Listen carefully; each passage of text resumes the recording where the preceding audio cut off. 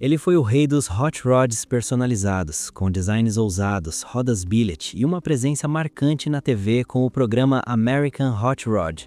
Mas quando Boyd Coddington morreu repentinamente em 2008, algo estranho aconteceu. Sua lendária oficina, antes cheia de máquinas e ambição, mergulhou no silêncio. Durante anos, permaneceu intocada, até que alguém finalmente decidiu abrir aquelas portas. O que encontraram lá dentro não era apenas uma coleção de carros inacabados, era algo muito mais perturbador. Projetos nunca revelados, cartas secretas e indícios de traição e ruína financeira estavam escondidos sob a poeira. Essa não é apenas a história de um construtor de carros, é uma história de fama, queda e o mistério inquietante de um homem que tentou controlar tudo, mas não conseguiu controlar o próprio fim. O que realmente aconteceu dentro do império de Boyd e por que tantos segredos permaneceram escondidos até agora? O que foi encontrado na garagem dele vai te deixar em choque. Antes das câmeras de TV, antes dos troféus e antes das polêmicas, ele era apenas um maquinista de cidade pequena com um grande sonho. Nascido em 1944, em Rupert, ele desenvolveu desde cedo uma paixão por hot rods. Suas mãos estavam sempre sujas de graxa, mexendo em motores, moldando metal e imaginando máquinas mais rápidas e elegantes. Após se mudar para o sul da Califórnia, então o epicentro da cultura automotiva, conseguiu um emprego como maquinista na Disneyland, enquanto trabalhava à noite em carros personalizados na garagem de casa. Aquela garagem humilde se tornaria a base de uma revolução no design automotivo. Em 1977, ele abriu oficialmente a Boyd's Wheels e depois a Hot Rods by Boyd, onde sua reputação explodiu. Ele era diferente de todos. Enquanto a maioria focava em potência e cromados, Boyd buscava elegância, misturando o estilo vintage com linhas futuristas. Foi pioneiro no uso de rodas de alumínio billet, que se tornaram marca registrada de projetos de alto nível. Seus carros não eram apenas veículos, eram verdadeiras obras de arte sobre rodas. No fim dos anos 80 e início dos anos 90, Boyd já era considerado um deus entre os entusiastas. Venceu várias vezes o prestigiado prêmio America's Most Beautiful Roadster Award, e suas criações passaram a ser disputadas por celebridades, colecionadores e museus. Ele não seguia tendências, ele criava. Em 2004, o canal Discovery o convidou para estrelar American Hot Rod, levando sua fama a outro nível. Milhões de espectadores acompanhavam o drama intenso de construir carros milionários sob prazos impossíveis.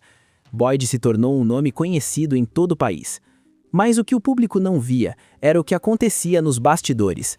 Por trás dos projetos icônicos e do sucesso, rachaduras começavam a surgir.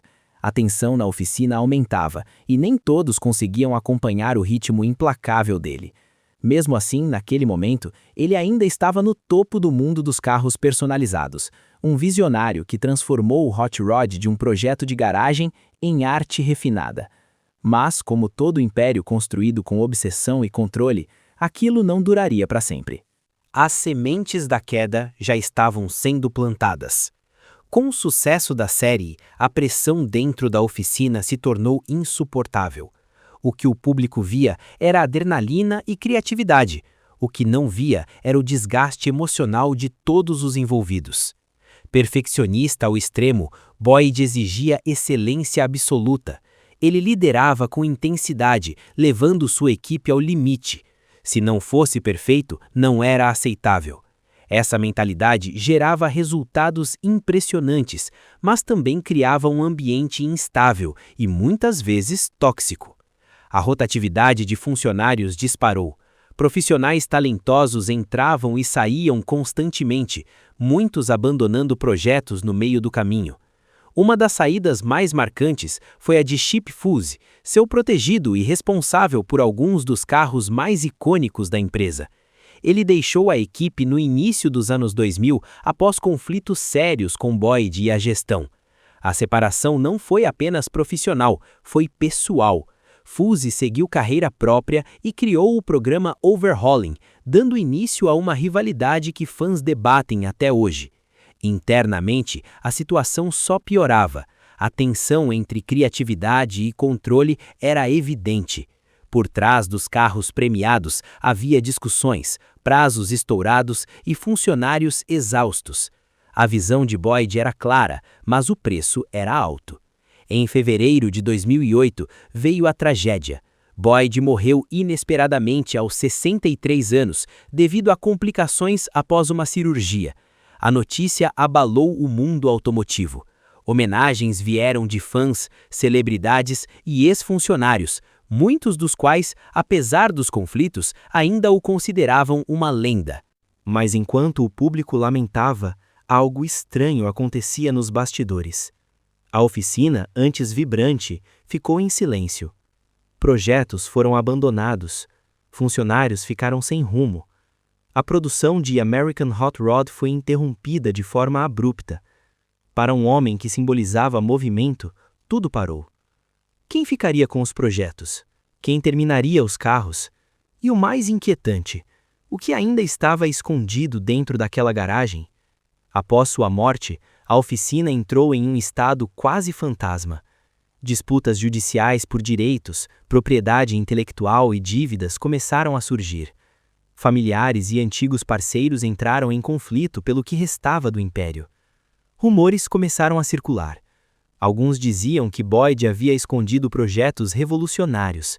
Outros afirmavam que seu cofre guardava dinheiro, acordos com celebridades e cartas confidenciais. Falava-se também em dívidas enormes, negócios inacabados e projetos que nunca vieram à tona.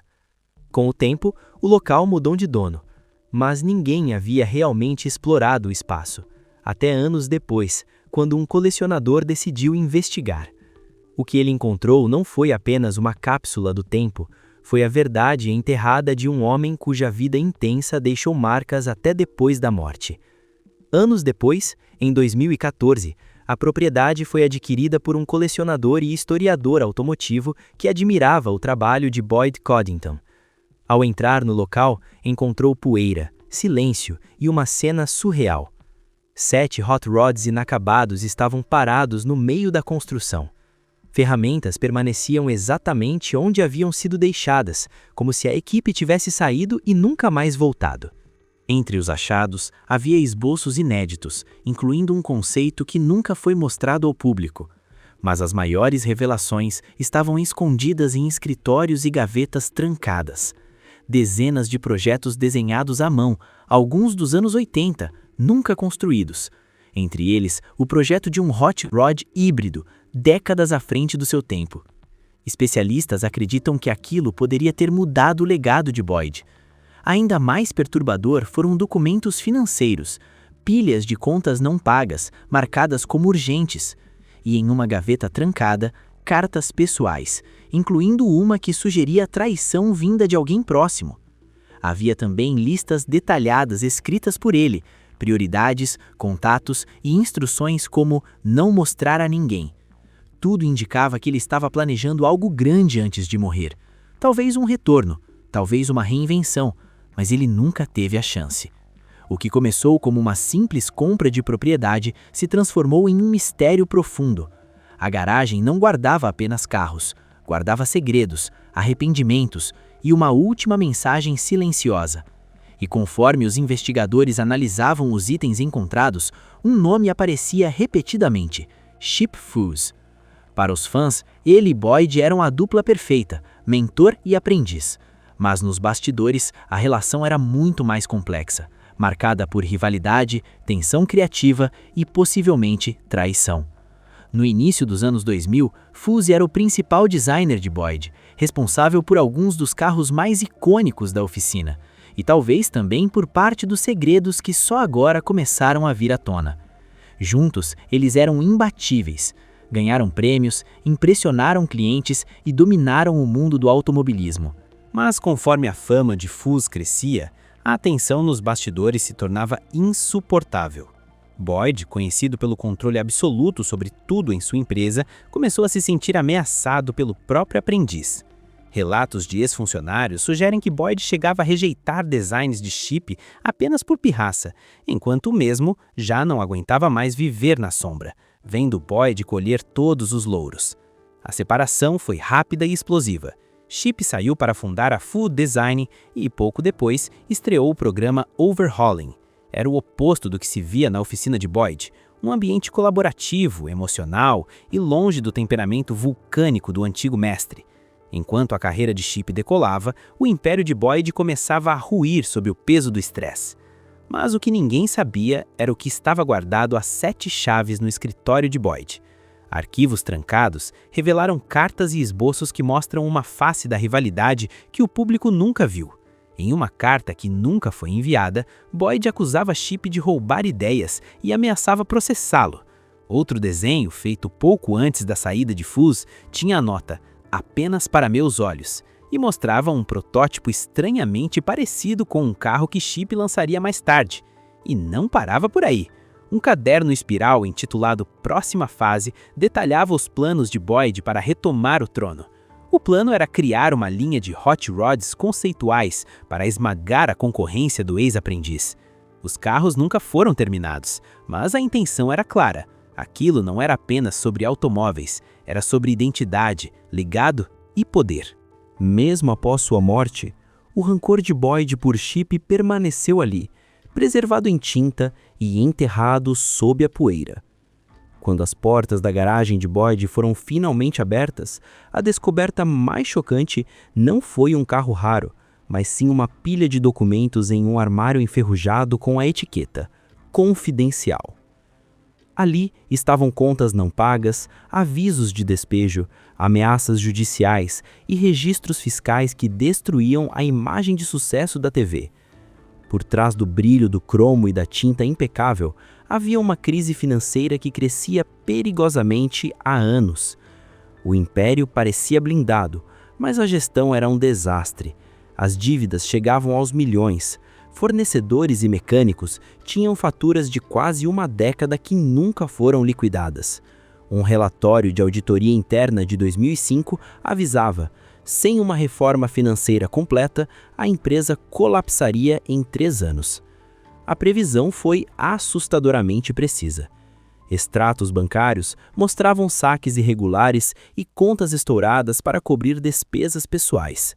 Boyd chegou a dar um carro inacabado como garantia de empréstimo, sendo que esse mesmo carro já havia sido prometido a um colecionador. O rei dos hot rods estava se afogando em dívidas enquanto mantinha a pose para as câmeras. Escondido em sua mesa pessoal, um pequeno diário de couro guardava as reflexões finais de Boyd. Eram páginas preenchidas com uma letra apertada, revelando um homem angustiado. Ele escreveu sobre noites sem dormir, a falta de confiança em sua equipe e a pressão insuportável. Em um trecho, ele desabafa: "Todos veem os carros, ninguém vê a pressão. Não aguento mais muito tempo."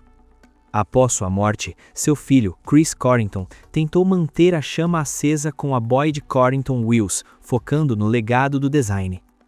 Mas sem a personalidade obsessiva e magnética dele, a marca perdeu o fôlego.